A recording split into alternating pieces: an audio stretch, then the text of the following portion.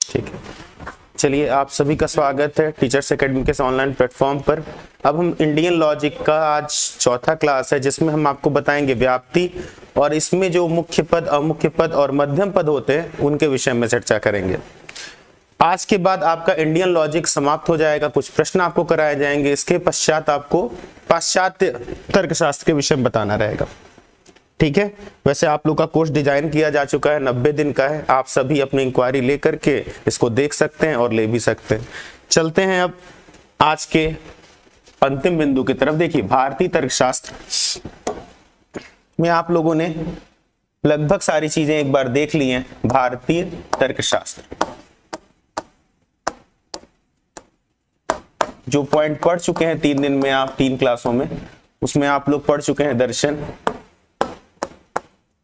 प्रमाण, इनके उदाहरण और लक्षण, ये सारी चीजें आप पढ़ चुके हैं। अब आपको और साथ ही साथ हेत्वाभास।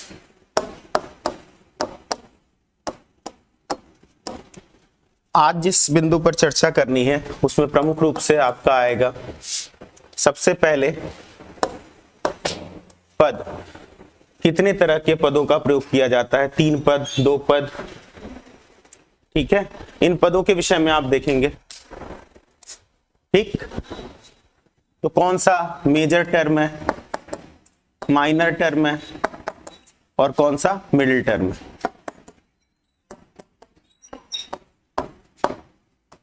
मेजर, माइनर और मिडिल, ये तीनों टर्म आपको देखना है भारतीय दर्शन के आधार पर। और इसके अलावा एक टॉपिक जो बड़ा इंपॉर्टेंट है, व्याप्ति, जिससे प्रश्न हर बार बनता है। तो आज आपको पद और व्याप्ति के विषय में पढ़ना है। बड़ी छोटी सी चीजें हैं, जल्दी खत्म होती हैं, आसान भी हैं, तो इस पर विचार करते हैं। देखिए, सबसे पहले आपको अगर हम समझाना चाहें, हम लोग जो लॉजिक पढ़ रहे हैं वो 2 दृष्टिकोण से पढ़ते हैं। एक होता है इंडियन, यानी कि जो भी आप पढ़ रहे हैं भारतीय दृष्टिकोण, और एक होता है वेस्टर्न, यानी कि पाश्चात्य दृष्टिकोण। पाश्चात्य दृष्टिकोण में 3 तरह के पदों की परिकल्पना की गई है। पहला कहा जाता है मुख्य पद या प्रमुख पद, इसी को हम बोलते हैं या विधेय पद, और इंग्लिश में इसी को बोलते हैं मेजर टर्म।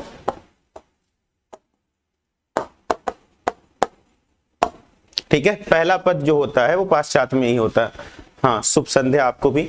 दूसरा होता है अमुख्य पद, या इसी को हम बोलते हैं उद्देश्य पद। उद्देश्य पद, जिसको आप कह सकते हैं माइनर टर्म। इसके अतिरिक्त जो तीसरा होता है हम उसको बोलते हैं मध्यम पद, या हम इसी को बोलते हैं मिडिल टर्म।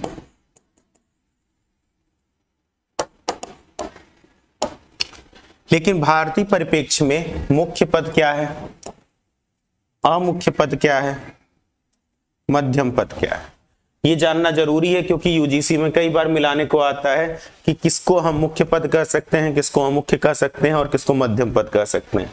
आपको पता है भारतीय दृष्टिकोण में हम साध्य, पक्ष और लिंग की चर्चा करते हैं, हेतु की। तो आप ध्यान दीजिएगा, जो मुख्य पद होता है वही भारतीय तर्कशास्त्र में साध्य पद होता है। साध्य होता है, साध्य को ही लिंगी बोलते हैं। जैसे हेतु को आप लिंग या कारण बोलते हैं, इसको हम लिंगी भी बोलते हैं। यानी आप ध्यान दीजिएगा, अगर आपसे कभी यूजीसी ने पूछ दिया साध्य पद पाश्चात्य की किस अवधारणा के समान है, तो आसानी से समझ लेना कि कौन सी अवधारणा के समान है। हाँ, ठीक है, साध्या लिंगी बोलते हैं। अमुख्य पद बोलते हैं पक्ष को। पक्ष को हम क्या बोलते हैं? अमुख्य पद बोलते हैं। ध्यान दीजिएगा, अगर आपसे पूछे मुख्य पद, प्रमुख पद या विधेय पद या मेजर टर्म कौन सा है भारतीय परिप्रेक्ष्य में, तो याद कर लीजिएगा साध्य या लिंगी है। अगर आपसे पूछेगा अमुख्य, उद्देश्य पद या माइनर टर्म कौन सा है, तो याद कर लीजिएगा पक्ष है। ठीक है, शुभ संध्या। देखिए आगे, और अगर आपसे पूछे मध्यम पद कौन सा है तो बड़े आसानी से याद कर लीजिएगा, सबसे अधिक बार मध्यम पद की चर्चा करता है, इसी को हम हेतु बोलते हैं, चिन्ह बोल सकते हैं, साधन पद बोल सकते हैं, या हम इसी को हम बोलते हैं लिंग। इतनी बात सभी बच्चों को क्लियर हो गई। मैं फिर से बता दे रहा हूं, पाश्चात्य में जो आपका मेजर टर्म है वो भारतीय दर्शन के अनुसार साध्य या लिंग होगा। हाँ, और जो आपका माइनर टर्म है यानी कि अमुख्य या उद्देश्य पद, वही आपका भारतीय परंपरा के अनुसार पक्ष होगा। और जो आपका मध्यम पद है पाश्चात्य परंपरा के अनुसार मिडिल टर्म, उसी को आप हेतु, चिन्ह, साधन या लिंग बोलते हैं। यहां तक किसी बच्चे को कोई दिक्कत देख लीजिए आराम से, क्योंकि इससे प्रश्न बनते हैं। ठीक है, क्योंकि कुछ चीजें होती हैं जो आपसे पूछी जाती हैं, आनी भी चाहिए और आपको मिलान के लिए आ जाता है। तो अगर मैच करने के लिए कभी भी आ जाएगा तो इसमें आपको कोई दिक्कत नहीं होनी चाहिए। पदों के प्रकार वहां 3 हैं और उन्हीं पदों का जो रूपांतरण है भारतीय वो ये। ठीक है, यहां तक किसी बच्चे को कोई समस्या नहीं आनी चाहिए। अब एक चीज देखिएगा, हमें एक छोटा सा टर्म पढ़ना है व्याप्ति। तो व्याप्ति पढ़ने से पहले आपको एक चीज पता होना चाहिए, ये हेतु क्या है, कारण। पक्ष एक तरह से आश्रय का काम करता है, साध्य जो हमारा निष्कर्ष है वो साध्य है। चलिए ठीक है, अगर समस्या नहीं है तो आगे बढ़ते हैं। अब हम आपको व्याप्ति बताते हैं, ध्यान दीजिएगा। जो भारतीय परंपरा में व्याप्ति है वो पाश्चात्य परंपरा की व्याप्ति से अलग होती है। यहां व्याप्ति का तात्पर्य होता है कि देखिए, व्याप्ति का मतलब है व्याप्त होना, लेकिन व्याप्ति का मतलब होता है कि विशिष्ट। देखिए, मैं व्याप्ति के कई चीज पॉइंट को बताना चाहूंगा, कारण क्या है, कुछ भी पूछ लेता है। सबसे पहली बात, एक ये टर्म जरूर याद कर लीजिएगा, क्योंकि यूजीसी अब पूछ देगी, क्योंकि हर बार प्रश्नों को बदलने का प्रयास करती है। अगर आपसे कोई पूछ दे विशिष्ट पक्ष धर्मता का ज्ञान क्या कहलाता है, ध्यान से समझिएगा। अगर आपसे कभी यूजीसी ये पूछ दे विशिष्ट पक्ष धर्मता का ज्ञान क्या कहलाता है, तब आप लोग ध्यान दीजिएगा, उसको हम व्याप्ति कहते हैं। देखिए, विशिष्ट पक्ष धर्मता का ज्ञान क्या कहलाता है, व्याप्ति। व्याप्ति के लिए दूसरी जरूरी चीज क्या होती है, ठीक है, चलिए, व्याप्ति के लिए दूसरी जरूरी चीज क्या होती है, एक वस्तु का दूसरी वस्तु से साहचर्य।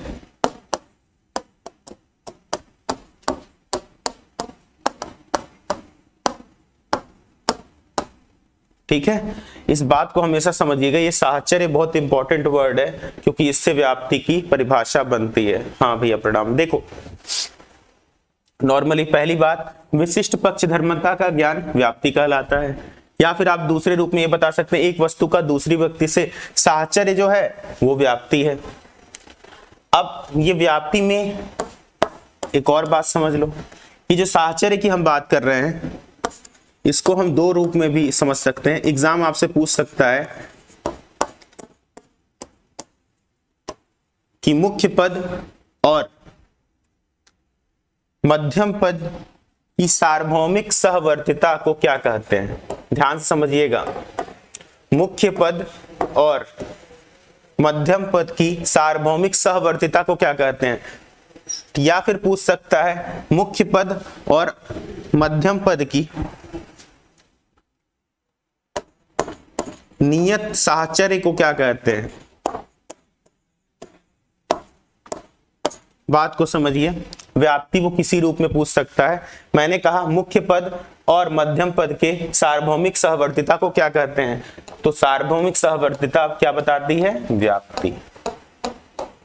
एक बार समझ में आ जाएगा तो गलत नहीं होगा। या फिर अक्सर कोई पूछ रहा है कि नियत साहचर्य क्या कहलाता है, तो भी क्या होगा, व्याप्ति। प्रश्न चाहे जैसा है, उससे आपको कोई दिक्कत नहीं होगी अगर आप शब्दावलियों को समझ पा रहे हैं तो।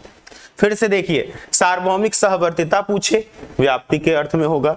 नियत साहचर्य पूछे, व्याप्ति के अर्थ में होगा।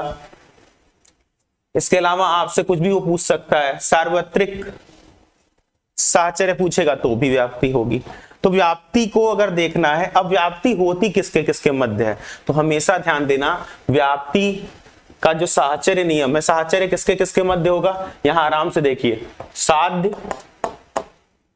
व्याप्ति अगर पूछेगा किसके किसके मध्य, हम देखते हैं साध्य और हेतु के मध्य देखते हैं। इस बात को दिमाग में एकदम सेट कर लीजिए, व्याप्ति में हम कहां देख रहे हैं, साध्य और हेतु के मध्य का साहचर्य ही क्या है, व्याप्ति। बात सभी बच्चों को समझ में आई, साध्य और हेतु के मध्य का साहचर्य क्या है, व्याप्ति है। जैसे तुम्हें कोई उदाहरण समझाने के लिए अगर हम पूछे, अब आपको दिखाते हैं कि इसका साहचर्य कैसे होता है। यहां तक किसी बच्चे को कोई समस्या, ध्यान से देखिए, यहां तक किसी बच्चे को अगर कोई समस्या हो तो पूछ लीजिए, नहीं तो व्याप्ति है आसान, अगर एग्जाम में आएगी तो आप आसानी से कर पाएंगे। जल्दी जल्दी देख के बताइए, इतने में कोई दिक्कत ना हो तो हम आपको व्याप्ति के विषय में थोड़ा और बताते हैं, क्योंकि आपके लिए नया रहता है, नहीं जानते हैं, इसलिए थोड़ी दिक्कत होती है, बाकी समस्या नहीं होगी। साध्य और हेतु के बीच के साहचर्य को, और साहचर्य कैसा होगा ये भी ध्यान देना, या तो नियत साहचर्य होगा या सार्वभौमिक सहवर्तिता होगी। बात समझिएगा, या तो नियत साहचर्य होगा या सार्वभौमिक सहवर्तिता होगी, ठीक है, मतलब निश्चित होगा, या तो इसको निश्चित साहचर्य भी बोल सकते हैं। बस इतना ध्यान दीजिएगा, साध्य और हेतु के बीच का नियत साहचर्य सार्वभौमिक सहवर्तिता क्या कहलाती है, तो आप बताएंगे व्याप्ति कहलाती है। चलिए अब आप लोग थोड़ा सा आगे देखिए, व्याप्ति को हम जानेंगे कैसे, उदाहरण आप समझिए। मैं कुछ उदाहरणों के माध्यम से बस ऐसे नॉर्मल समझा रहा हूं, उसको समझने का प्रयास कीजिए। देखिए व्याप्ति आप कैसे समझ सकते हैं,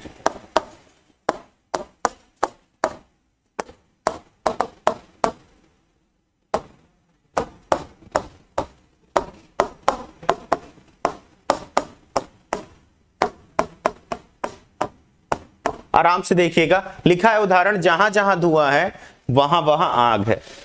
तो अब यहाँ पे व्याप्ति का जो संदर्भ आ रहा है, मैंने अभी आप लोग को एक परिभाषा बताई कि हेतु और साध्य के मध्य नियत साहचर्य को हम व्याप्ति कहते हैं।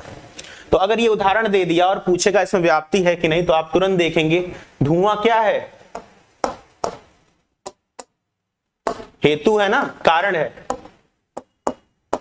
हेतु कहिए, कारण कहिए, लिंग कहिए, साधन कहिए, चिन्ह कहिए। धुआं आपका क्या है, हेतु, कारण, लिंग, साधन, चिन्ह। और आग क्या है, साध्य है, या इसी को हम लिंगी कह सकते हैं, ठीक।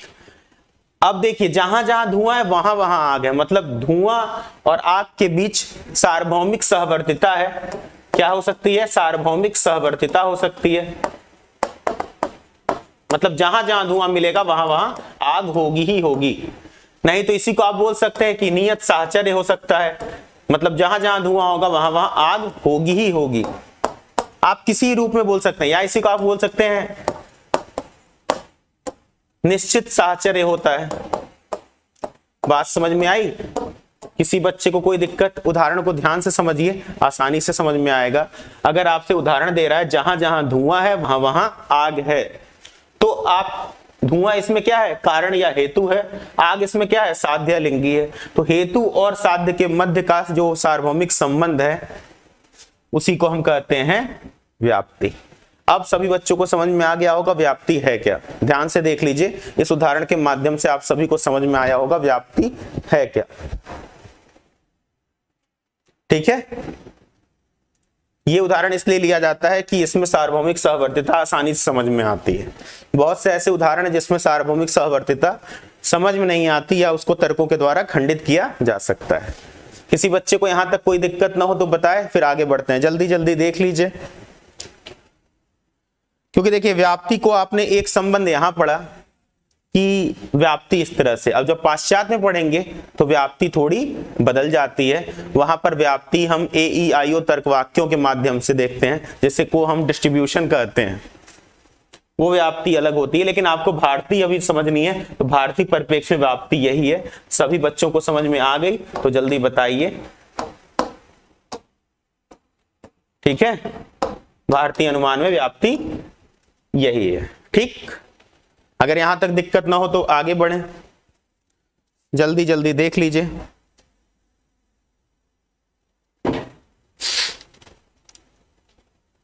ठीक है, अब व्याप्ति कहां नहीं होती है वो भी समझा देते हैं, लेकिन पहले जल्दी से देख लीजिए, यहां तक आप सभी को समझ में आ गया कि व्याप्ति कहां हो सकती है।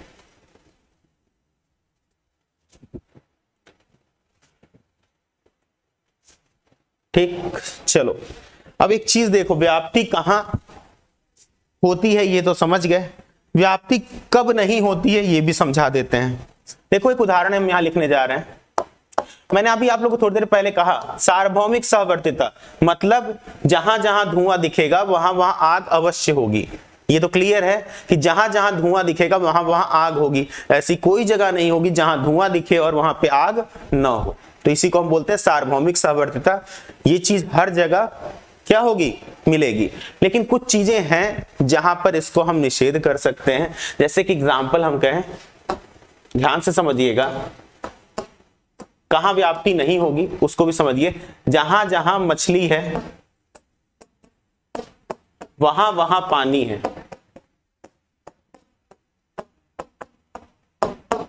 बात को समझेंगे तो अपने आप समझ जाएंगे व्याप्ति क्यों नहीं है।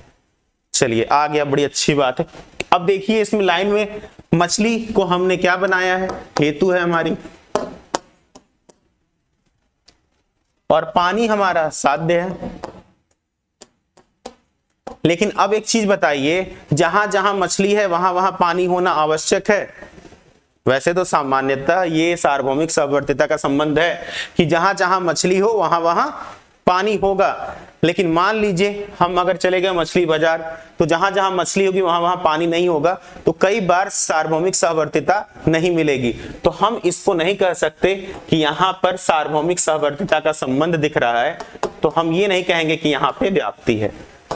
बात समझ में आई? देखिए वैसे सामान्यतः तो आप कहेंगे ना, जहां जहां मछली है वहां वहां पानी है, यहां पे सार्वभौमिक सहवर्तिता दिख रही है। लेकिन कुछ स्पेशल कंडीशन में, जैसे हम मछली बाजार चले गए, मछली तो है लेकिन वहां पानी नहीं दिखा, तो हम यहाँ पे सार्वभौमिक सहवर्तिता नहीं है, तो इसलिए यहाँ पर हम व्याप्ति नहीं होगी। तो एक बात ध्यान दीजिएगा, सार्वभौमिक सहवर्तिता रहेगी तभी व्याप्ति संभव है, अगर नहीं है तो व्याप्ति का हम अस्तित्व नहीं देखते। समझ में आ गया सभी को? जल्दी जल्दी देख के बताइए, यहां तक सब समझ में आ गया? क्योंकि ये सारे छोटे बड़े टॉपिक मिलाकर के भारतीय दर्शन का ये 5वां इंपॉर्टेंट टॉपिक होता है। इसके पश्चात भारतीय दर्शन से प्रश्न बनते नहीं है, लेकिन इतने में से ही आपको एक या दो प्रश्न मिलेंगे अवश्य। आप अपना पूरा पेपर 19 से लेकर के 23 तक का सॉल्व करिए, आपको प्रश्न जरूर मिल जाएंगे। अब अगर किसी बच्चे ने सॉल्व किया हो, कुछ फंसा हो, तो उस टर्म को पूछ ले। भारतीय दर्शन में जो टर्म आपके फंसे हो, अगर आपको पूछना है तो पूछ लीजिए, नहीं तो हम आपको कुछ प्रश्न देंगे इसके पश्चात जो आपके लिए महत्वपूर्ण होंगे, आपको करने रहेंगे। जल्दी जल्दी देख करके बताइए, आराम से आप लोग देखिए और बताइए।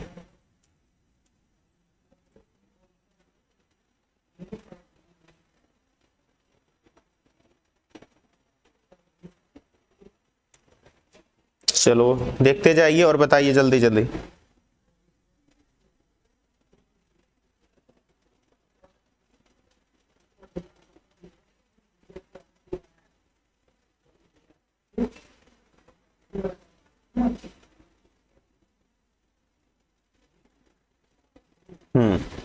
चलिए आगे, अच्छी बात है। अब मैं आप लोग को कुछ प्रश्न दे रहा हूं, सभी लोग करने का प्रयास करिएगा, और अगर बन जाए बहुत अच्छा है, नहीं बनेगा तो सीखिएगा। कुछ कठिन प्रश्नों से आरंभ करते हैं। मैं आपको कथन दे रहा हूं, कथन 1 और कथन 2। आपकी यूजीसी में कथन से प्रश्न बनते हैं कि कौन सा कथन सत्य है अथवा असत्य है। भारतीय तर्कशास्त्र के अनुसार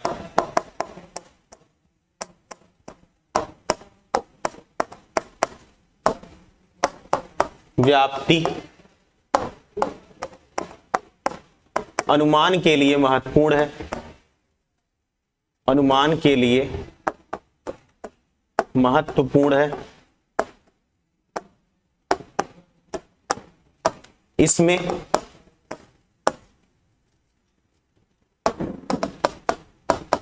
सार्वभौमिक सहवर्तिता पक्ष और हेतु के मध्य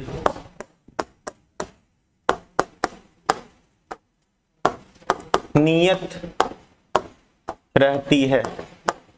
क्वेश्चन को ध्यान से पढ़िएगा, उसके बाद उत्तर देने का प्रयास कीजिएगा। अक्सर आप यूजीसी में जल्दी आंसर देने के लिए कई बार गलत करते हैं। दूसरा कथन है, चारवाक ने अनुमान को स्वतंत्र प्रमाण माना है।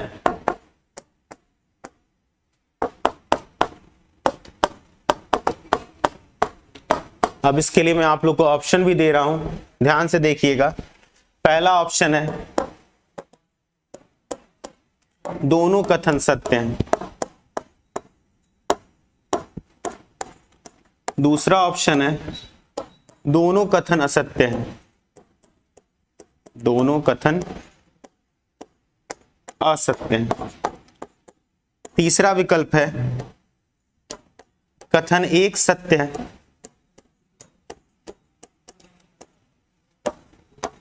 दूसरा असत्य है। चौथा ऑप्शन है कथन एक असत्य है,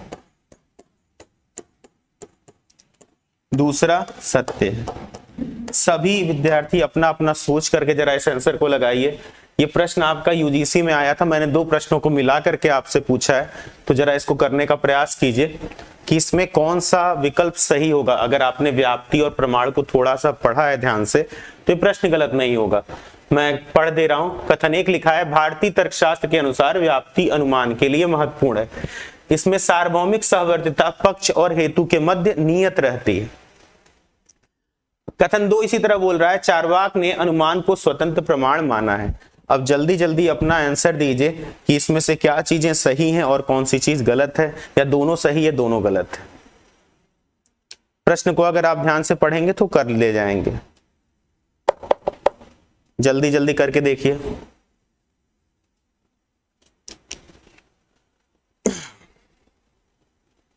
देखिए, जरूरी है यूजीसी की भाषा को समझना और प्रश्न को पकड़ना। अगर आप ये भाषा समझ करके प्रश्न पकड़ ले रहे हैं तो आप आसानी से 35 क्वेश्चन कर सकते हैं। हाँ, अगर आप भाषा नहीं पकड़ पा रहे हैं तब आपके लिए समस्या विशेष होगी।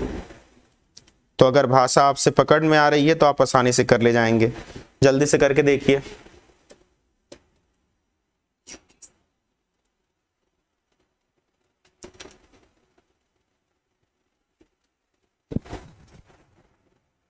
ज्यादा कठिन प्रश्न है क्या?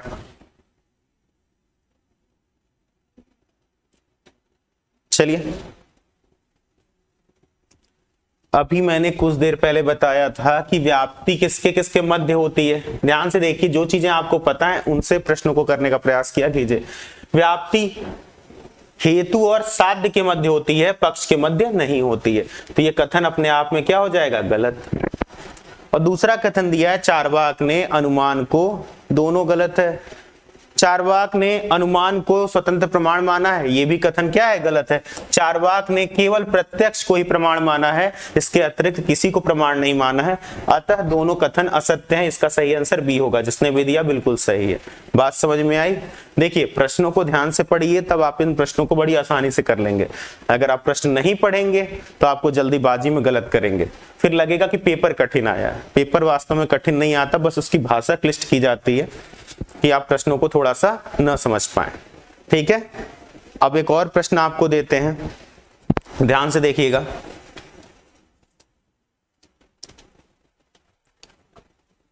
निम्नलिखित में से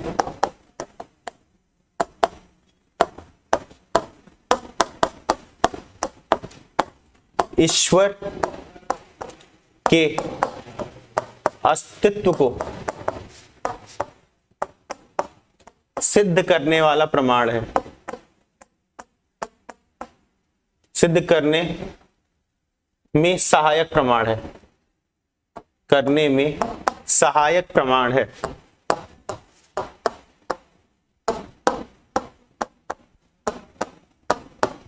बहुत आसान सा प्रश्न है, देखिए A B C D 4 option है। अभाव, अर्थापत्ति,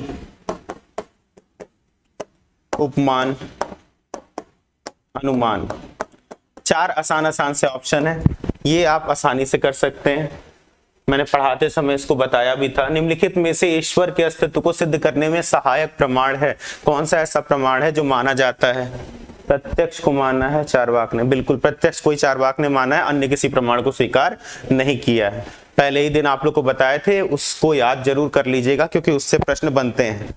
अब देखिए यूजीसी क्या करेगी, चारवाक ना लिख करके लोकायत दे देगी या भौतिकवादी दर्शन दे देगी, तो भी उसका आंसर वही होगा क्योंकि चारवाक को ही लोकायत दर्शन कहते हैं और चारवाक एक भौतिकवादी दर्शन भी है, तो भाषा बदल जाती है। चलिए इस प्रश्न को करिए, ये वैसे भी आसान है। निम्नलिखित में से ईश्वर के अस्तित्व को सिद्ध करने में सहायक प्रमाण है, जल्दी जल्दी करके देखिए कौन सा प्रमाण सहायक माना जाता है? अनुमान, ये भी सही है बिल्कुल। अनुमान प्रमाण क्या माना जाता है? ईश्वर के अस्तित्व को सिद्ध करने में सहायक। इसके अतिरिक्त मैंने एक और प्रमाण बताया था कि शब्द प्रमाण भी ईश्वर के अस्तित्व को सिद्ध करने में सहायक माना जाता है। तो अनुमान और शब्द याद कर लीजिए, ये ईश्वर के अस्तित्व को सिद्ध करने वाले प्रमाण है, ईश्वर के अस्तित्व को सिद्ध करने वाले प्रमाण।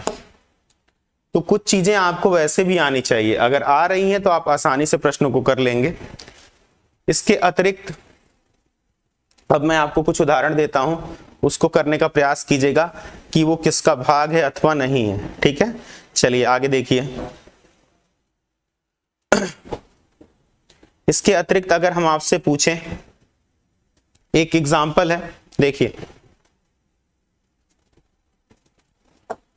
सभी पर्वत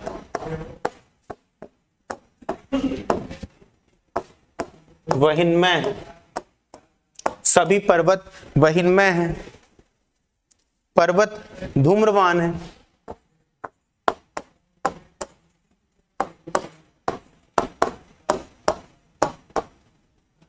अतः देखिए लिखा है पहला सभी पर्वत वहिन्मय है, दूसरा लिखा है सभी पर्वत धूम्रवान है, अतः पर्वत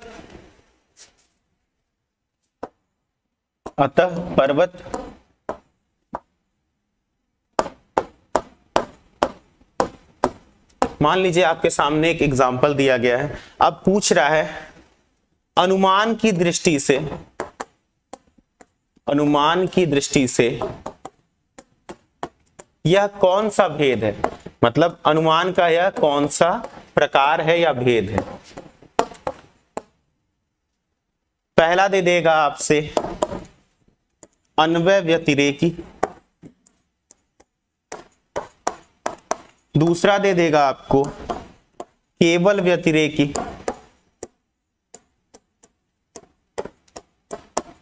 तीसरा दे देगा आपको केवल अन्वय, केवल अन्वय बोल देगा, और चौथा दे देगा ए और बी।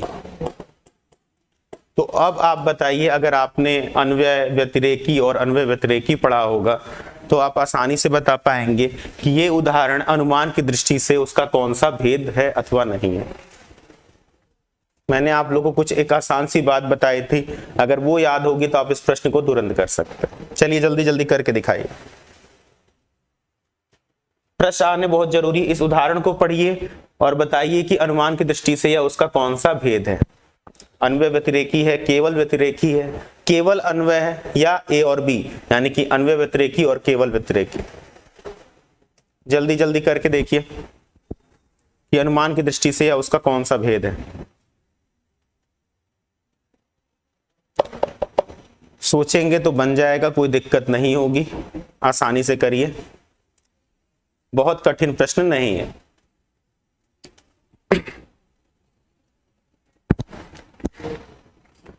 और भारतीय दर्शन आज आपका खत्म होगा। अब जब भी शुरू किया जाएगा, पाश्चात्य शुरू किया जाएगा, वो भी आपका 4 से 5 क्लास में आसानी से खत्म हो जाएगा। तो आपका भारतीय और पाश्चात्य दोनों दर्शन अगर आप पढ़ लेंगे तो आप आसानी से, ठीक है अभी शुरुआत है तो 5 में से 5 नहीं करेंगे, लेकिन 3-4 क्वेश्चन तो आप इजीली बना लेंगे और थोड़ा ध्यान देंगे तो 5 भी कर पाएंगे। तो बेहतर है पहले आप इसको देख लीजिए। इसका आंसर किसी को पता है? मैंने आप लोग को एक छोटी सी चीज समझाई थी, अगर याद होगी तो आप तुरंत कर लेंगे। मैंने आपसे कहा था केवल अन्वय जहां पे होता है वहां पर सभी कथन सकारात्मक होते हैं। मैंने आप लोग एक छोटी सी चीज समझाई थी, जहां केवल अन्वय होता है वहां सभी कथन सकारात्मक होते हैं। केवल व्यतिरेकी जहां पर होता है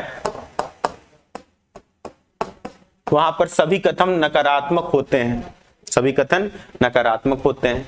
और तीसरा बताया था जहां पर अन्वय व्यतिरेकी दोनों होता है वहां पर कथन सकारात्मक और नकारात्मक दोनों मिलते हैं। अब आप इस उदाहरण को पढ़ रहे होंगे तो इसमें कहीं भी नकारात्मक कथन नहीं है, केवल और केवल सकारात्मक कथन है। तो आप आसानी से बता सकते हैं केवल और केवल सकारात्मक कथन कहां होते हैं? केवल अन्वय में होते हैं। तो इसका सही आंसर क्या बनेगा? सी बनेगा। तो प्रश्नों को आप पढ़ेंगे आसानी से करेंगे तो बन जाएगा केवल अन्वय। ध्यान दीजिएगा, अगर आप प्रश्नों को ध्यान से पढ़ रहे हैं तो कर ले जाएंगे, नहीं पढ़ रहे हैं तो आपको ये उदाहरण बिल्कुल नहीं समझ में आएंगे कि पूछ क्या रहा है। फिर से बता रहे हैं, अन्वय को प्लस मान लीजिए, व्यतिरेकी को माइनस मान लीजिए और अन्वय व्यतिरेकी को प्लस माइनस मान लीजिए। फिर आप उदाहरण को देखिए, आप कोई भी उदाहरण कर ले जाएंगे। ठीक है,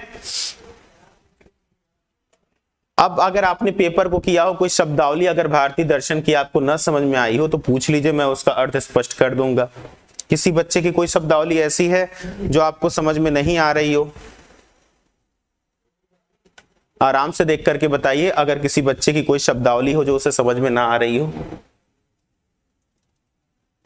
ठीक है, केवल व्यतिरेकी, ठीक है, आंसर सही है सभी का।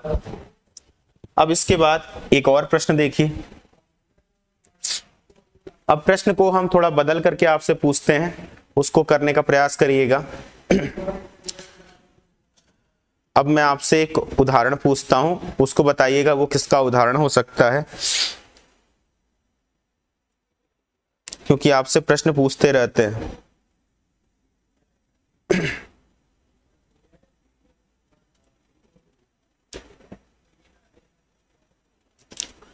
न्याय दर्शन में किसे आप्त वचन माना गया? एक प्रश्न है, न्याय दर्शन कोई भारतीय तर्कशास्त्र भी कहा जाता है, ध्यान दीजिएगा। न्याय दर्शन में किसे आप्त वचन माना गया है?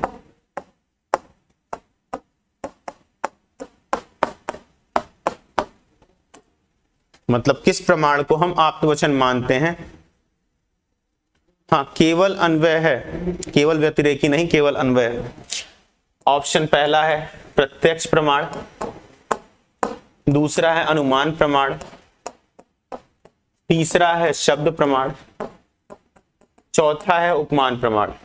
डी है आपका उपमान प्रमाण। तो जल्दी से बताइए, न्याय दर्शन में किसे आप्त वचन माना गया है? किस प्रमाण को आप आप्त वचन कह सकते हैं? आप्त वचन का तात्पर्य भी मैंने कई बार स्पष्ट किया है, फिर भी इसको बताने का प्रयास कीजिए कि न्याय दर्शन में किसे आप्त वचन की संज्ञा दी जाती है, कौन सा ऐसा प्रमाण है। जल्दी से देख करके बताइए।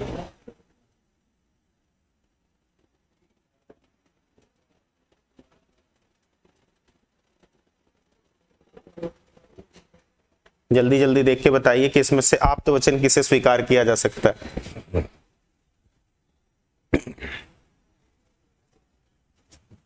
शब्द प्रमाण, ठीक है, जिसका भी आंसर शब्द प्रमाण आ रहा है बिल्कुल सही है। ध्यान दीजिएगा, आप्त वचन की संज्ञा दी जाती है शब्द प्रमाण को। इसका सही उत्तर सी होगा, शब्द प्रमाण। तो आप प्रश्नों को करते जाइए, फिर आपको धीरे धीरे इतना स्पष्ट होने लगेगा कि किस तरह के प्रश्न पूछ रहे हैं और कौन से प्रश्न आपसे नहीं बनते। ठीक है, अब यूजीसी ने 19 से लेकर के 23 में केवल 2 बार एक प्रश्न पूछा हुआ है, उसके विषय में भी थोड़ी चर्चा कर लेते हैं। और वो प्रश्न वाक्य से है, उसमें विशेष रूप से प्रश्न बहुत नहीं बनता। आपसे पूछेगा वाक्य विवेचन या वाक्यार्थ का बोध कराने वाले तत्व।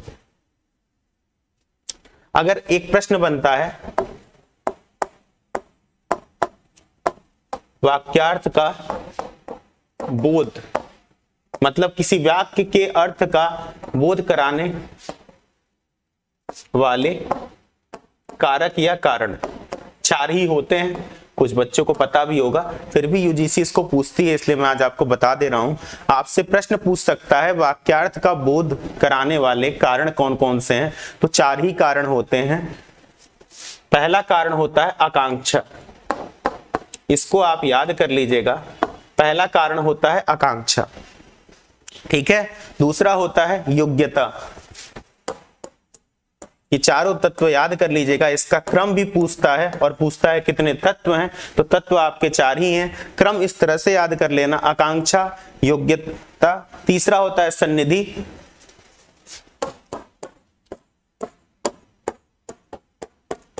और चौथा होता है तात्पर्य, और चौथा होता है तात्पर्य।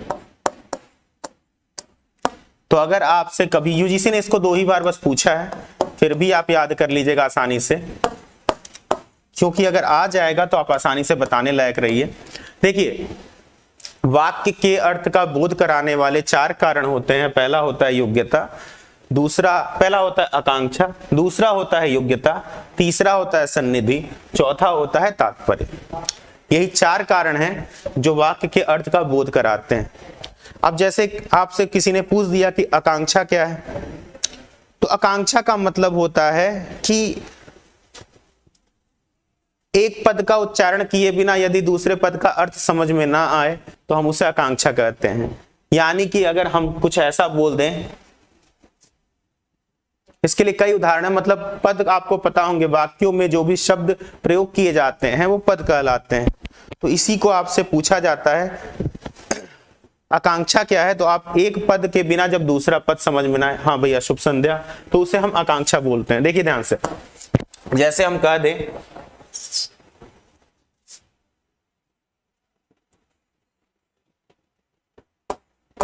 एक एग्जाम्पल समझा रहे हैं, यहां कोई पद है, अगर इसका उच्चारण ही ना करें, हम इस पद का उच्चारण ही ना करें और बोल दे खाता है, तो संपूर्ण वाक्य का अर्थ नहीं समझ में आएगा। अगर हम साथ में बोले राम खाता है, तो आप संपूर्ण का अर्थ समझ जाएंगे। यानी किसी एक पद का उच्चारण किए बिना अगर दूसरे पद का अर्थ नहीं समझ में आता, उसी को हम आप बोलते हैं आकांक्षा, ठीक। इसी तरह होती है योग्यता। योग्यता का अर्थ होता है 2 पदों के बीच एक ऐसा रिलेशन होता है जिससे आप समझ जाते हैं कि इसमें ये पद प्रयोग होना चाहिए या नहीं। जैसे हम बोले अगर आग से सींचता है, ध्यान से पढ़िएगा, अपने आप बता देंगे कि योग्यता क्या कहलाती है। आग से सींचता है, तो एक चीज बताइए, हम और आप चाहे जो भी पढ़ रहा होगा वो एक चीज जान जाएगा, आग से नहीं सींची जा सकती। सींचने की योग्यता किसमें होती है? आग में नहीं होती, पानी में होती है। तो ये चीज जो हम समझ रहे हैं, वाक्यों के अर्थ को समझना, ये वास्तव में क्या होती है? योग्यता होती है। इसी तरह आपका होता है तीसरा सन्निधि। सन्निधि का मतलब होता है अगर हम एक पद का उच्चारण बहुत देर से करें और दूसरा पद बोल दें, तो आप जान लीजिए हम उसका अर्थ स्पष्ट नहीं कर पाएंगे। जैसे महाभारत का एक प्रसिद्ध एग्जाम्पल है, अश्वत्थामा को मारने के लिए उन्होंने बोल दिया था कि अश्वत्थामा मर गया, उसके बाद थोड़ी देर बाद बोला वह मनुष्य नहीं था, हाथी था। तो देखिए अर्थ का अनर्थ हो गया। यानी कि सन्निधि वो होता है कि एक शब्द का उच्चारण में यदि हम विलंब करें तो दूसरे शब्द का अर्थ ही बदल जाए, उसको हम बोलते हैं सन्निधि। और अंतिम होता है तात्पर्य। तात्पर्य वह ज्ञान है जो हम स्वयं से निकालते हैं। यदि हम आपसे कह दें आप गाय की तरह हैं, तो इसका तात्पर्य आप क्या निकालेंगे? आप जानवर हैं? बिल्कुल नहीं निकालेंगे, बल्कि आप क्या निकालेंगे? आप बहुत सीधे हैं। ठीक है, यहां तक किसी बच्चे को कोई समस्या? देखिए 4 तत्व होते हैं वाक्यार्थ का बोध कराने वाले कारक। पहला होता है आकांक्षा, दूसरा होता है योग्यता, तीसरा होता है सन्निधि और चौथा होता है तात्पर्य। इन चारों के नाम यूजीसी ने पूछे हैं और क्रम भी पूछे हैं। इतना आप जानते रहेंगे तो आप आसानी से कर ले जाएंगे। तो आज भारतीय दर्शन में जितना कुछ था आपके यूजीसी सिलेबस में बताने को, मैंने आपको आज स्पष्टता बता दिया है। किसी बच्चे को कोई समस्या हो तो पूछ सकता है। हाँ, कल आपको यूजीसी की पूरी यूनिट से 5 बजे से वही प्रैक्टिस रहेगी, तो आप उसको आराम से सॉल्व करिएगा साथ में, तो आपको प्रश्न आसानी से और समझ में आएंगे। क्योंकि देखिए यूजीसी में भाषा का आना सबसे जरूरी है। अगर आप यूजीसी की भाषा के बराबर पकड़ रखते हैं तो आप आसानी से 30-35 क्वेश्चन कर सकते हैं, और अगर आप भाषा को नहीं पकड़ पा रहे हैं तो चाहे जितना पढ़िए आप 25 क्वेश्चन से ऊपर नहीं जा सकते। तो सबसे जरूरी चीज क्या है, आप भाषा को पकड़िए, समझिए, अर्थ को स्वयं से लगाना सीखिए, प्रश्न आप करने लगेंगे। ठीक है। हाँ भैया, शुभ संध्या। तो आज की क्लास में इतना ही पढ़ाएंगे, तो आज की क्लास को यही विराम देते हैं। किसी बच्चे को कोई समस्या हो तो बताए, नहीं तो हम आज की क्लास स्थगित करते हैं। ठीक है, और अपना पढ़ते रहिए, साथ में सब्जेक्ट भी पढ़िए। चलिए, तो आज की क्लास को हम यही विराम देते हैं। सभी को धन्यवाद।